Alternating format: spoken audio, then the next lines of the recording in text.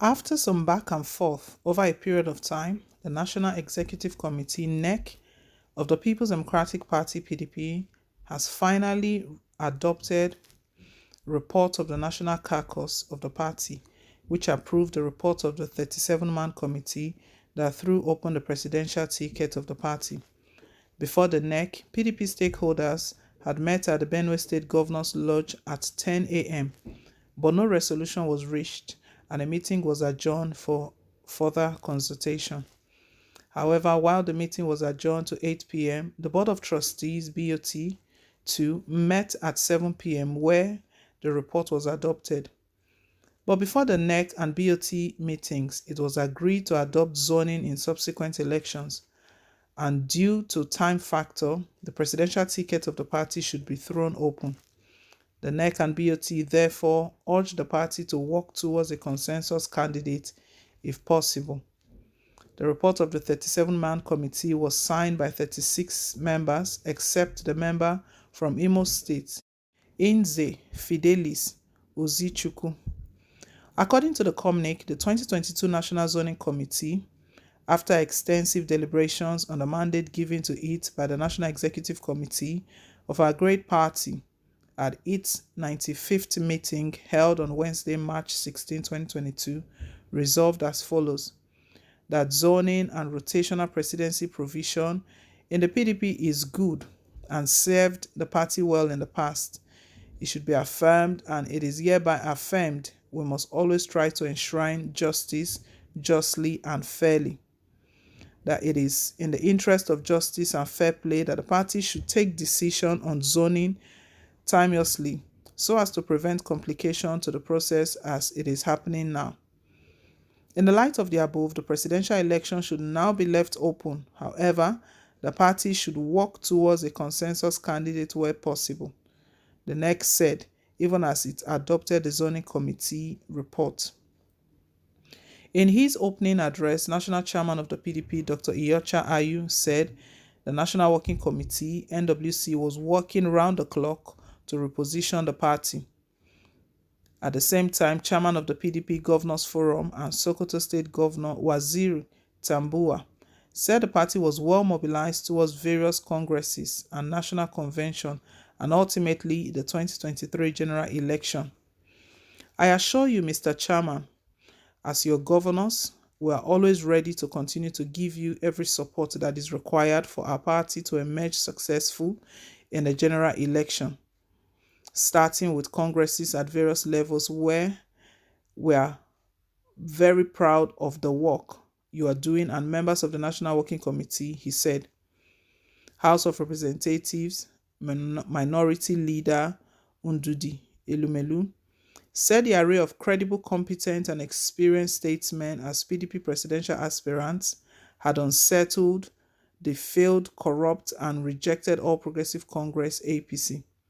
According to him, the rattled APC is parading a congregation of pretenders and political strange bedfellows, flocking treasury looters, narrow-minded politicians, and failed government officials, many of whom are not in contest but recruited as conduits to siphon billions of naira from public treasury as exorbitant nomination fees to corruptly amass election slush fund for the APC. Among these are individuals who, as officials of failed APC administration, engaged in reckless pillaging of our commonwealth and foisted a life of misery where millions of Nigerians can no longer afford their daily meals and other necessities of life.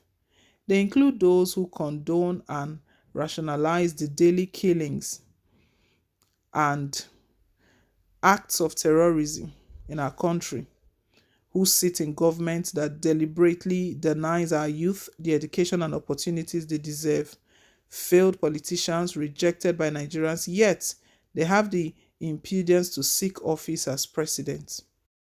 Is it not provocative that while thousands of our university students are shut out of their classes over the lingering strike by lecturers in our public universities, the ministers whose responsibility it is to address the issues are more interested in politics?